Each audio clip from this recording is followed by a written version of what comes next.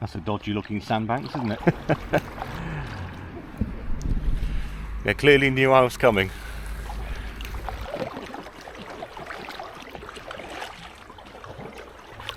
Ah.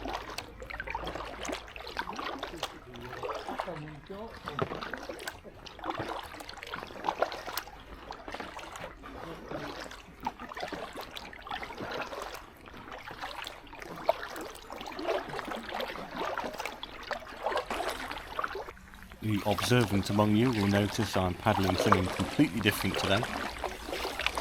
I have acquired an Itiwit PR500.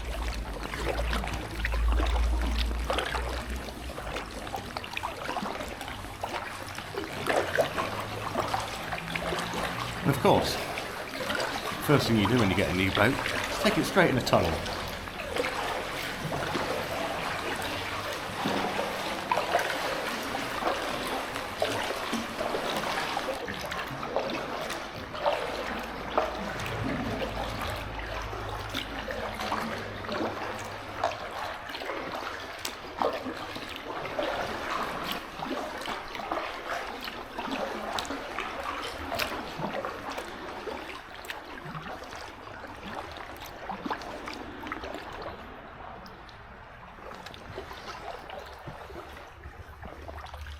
It's not that slow.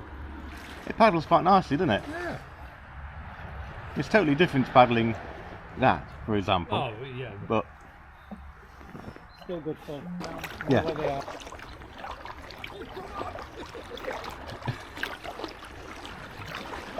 Is it not a fan of turning that? He wants it. No.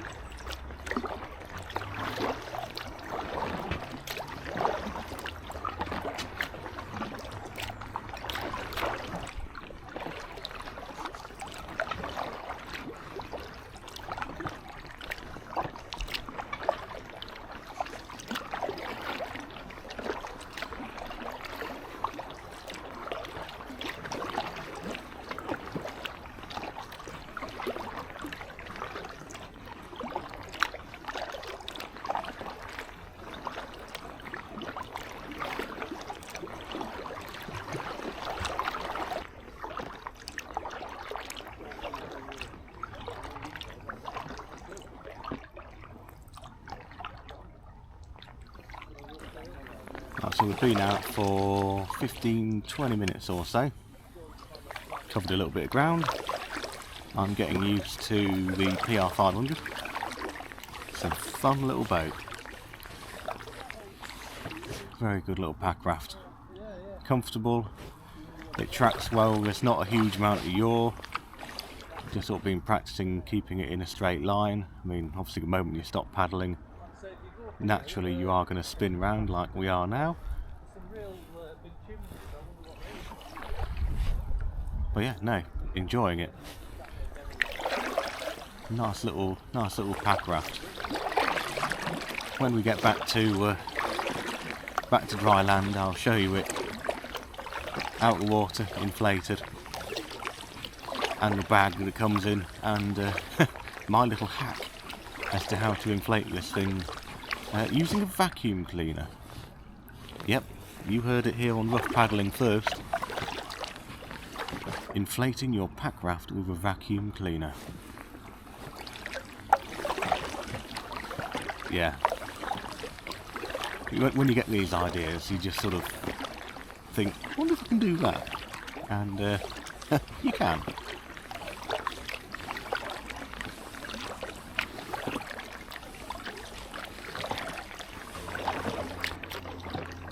Got some nice reflections there, if you'll see them, over the bulbous nose of the PR500.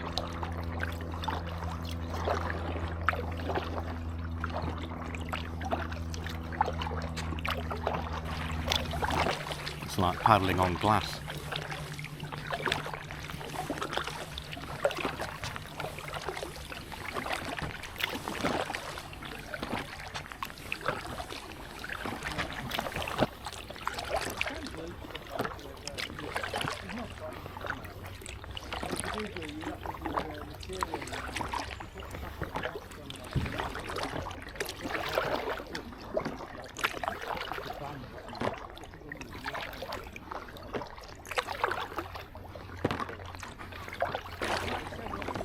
Another awful day out. We're on the Chesterfield Canal today. Just a fairly local-ish one for the first outing of the Packraft. I can see us having a lot of fun with these. They definitely lend themselves to a one-way river trip rather than a two-way day out. I think if you're planning on two-way day out, I don't think Packrafts are not the answer for your needs. But if you're wanting to travel in one direction, probably with the current on a river, absolutely perfect for that.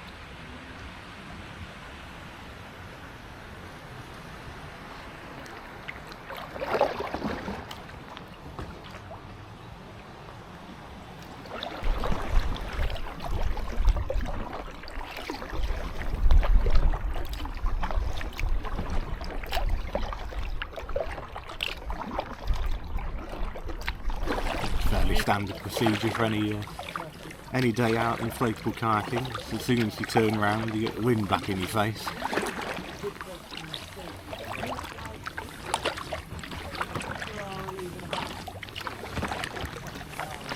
I like this thing.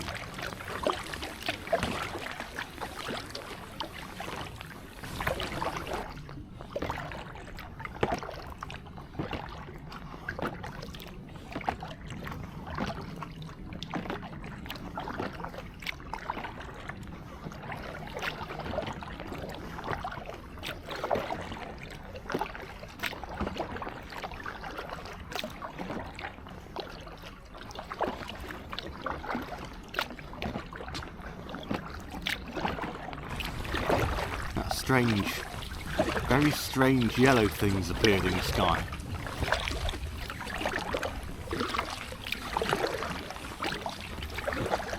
We haven't seen that for about 2 weeks, but it's been foggy for a good week.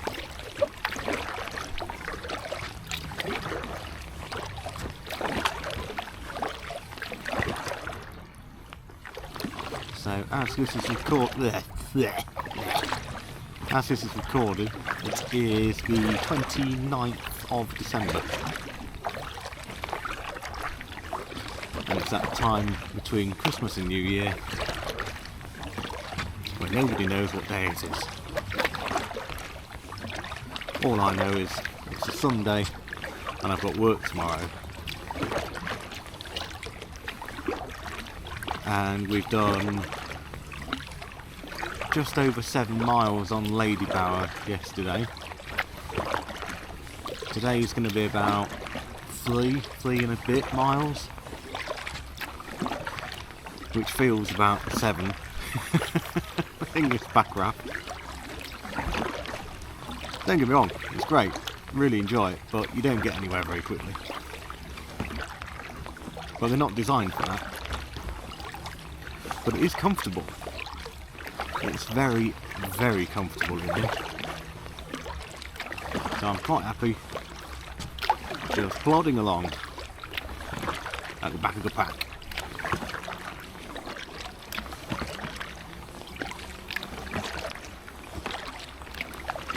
Frank made a very valid point earlier. Frank's fairly new to the group. He bought my Sandbanks Optimal for me. That's why I've been saying that's a dodgy looking boat, purely because it's my old one. He made a very good point in saying that I've gone from having one of the fastest boats in the group, the Easy Light 10, to the slowest, which is the Itiwit PR500 Packraft. But sometimes you're not out to cover distance, sometimes you're out just to have a bit of fun,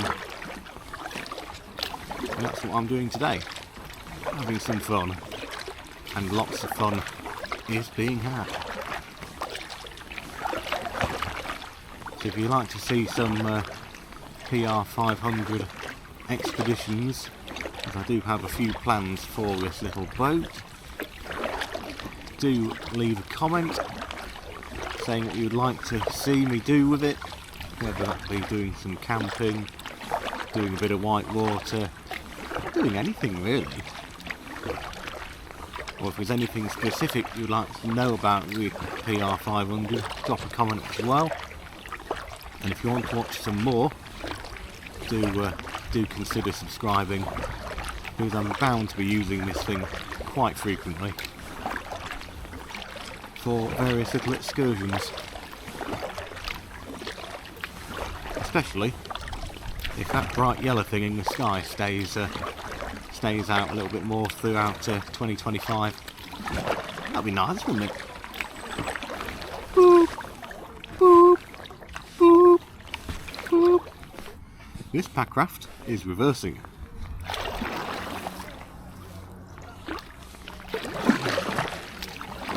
And spinning. That's what I love about these things. You can just spin them round. They're so nimble.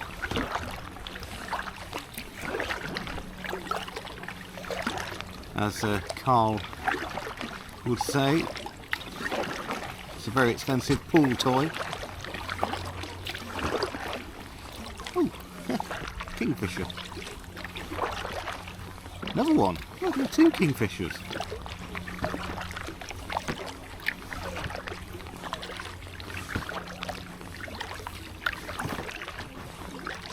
That's another thing about just being out in nature. And Packraft's going to bring a whole new sort of, just a new thing to do, to be out in nature. So even if you have to walk to a launch point, no real bother. In fact, I could probably recce one on the way back home, which I've recce'd before, but it's about a 20-minute walk from where you park your car to the river. It's only a small little river. I think it's the Poulter? I could be wrong. And it's not far away from Clumber Park. And I recce'd it. And this is going back about 3 years now, because I wanted to do it. But I chose against doing it because of the distance between the car and the launch. I don't think there was anything wrong with the actual water there. I'll have to recce it a bit more.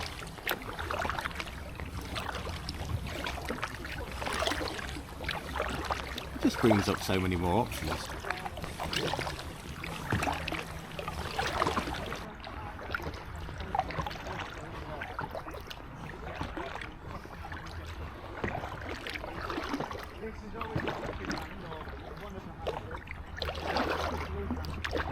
That's nice, isn't it?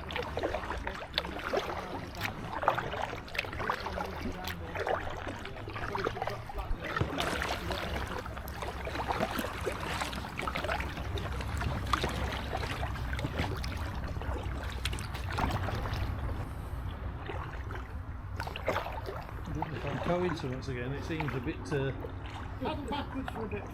Bloody orange thing. It's too orange. There's too much orange going on, I can't see. Bring back the fog. Bring back the fog, all is forgiven.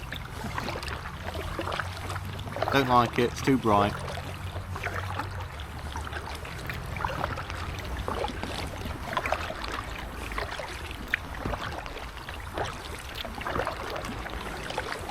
Genuinely not enjoying that sun.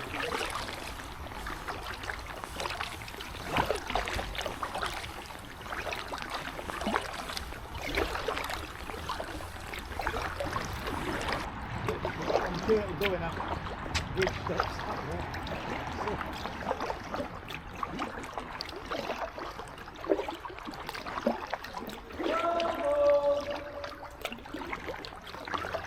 Oh, You can see. Woohoo! I still see spots there. Yeah.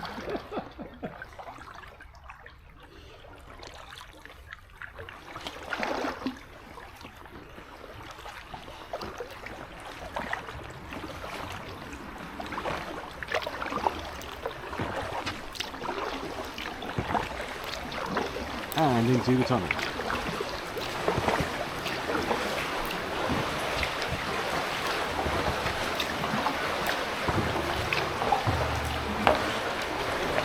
Right.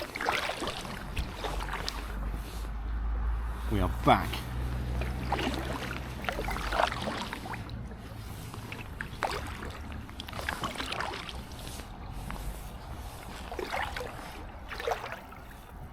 I'm going to stay in the boat for a little bit because I've got a toy to play with.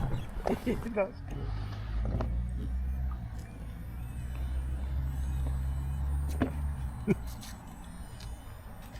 I'll be searching it up when I get home.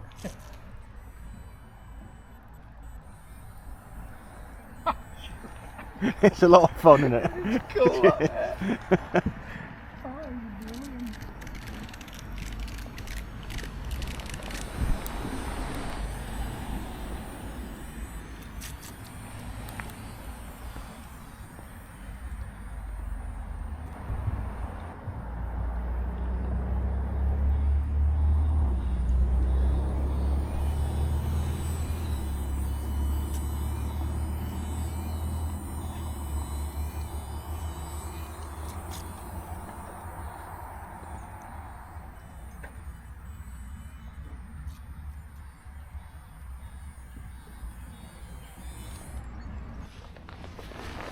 So we've got lashing points on the front, 5 of, if you include the front carry handle, predominantly for carrying gear or a push bike. Inflatable seat, lashing points there and there for thigh straps, which is actually the reason why you're not allowed these in the UK. Single inflation port, which is a Boston valve, and a T-zip at the back, which will allow you to put gear into the sides and back section of the kayak. Carry handle at the back. The floor section is just a single sheet of TPU, so you can feel the water underneath you, which you don't really feel when you're going along. But you do feel the odd little scrape here and there. There is a little bungee net on the underside of the splash deck, which you may or may not see there. There we go, look, you can just see that little bungee net under there. A couple more loops along the floor, more lashing points just to tie things to. So if you are using a T-zip, you can actually put gear in both tubes, so it becomes very good for camping. I've gone for the proper Itiwit paddle as well, which is a carbon paddle and plastic or nylon blades, which is the best of both worlds. So yeah, a lot of fun to be had with this, I think. So thank you very much for watching. If you enjoy watching this, obviously there's a button for that, which is a like, and if you really like it and want to watch some more, consider subscribing. So thank you very much.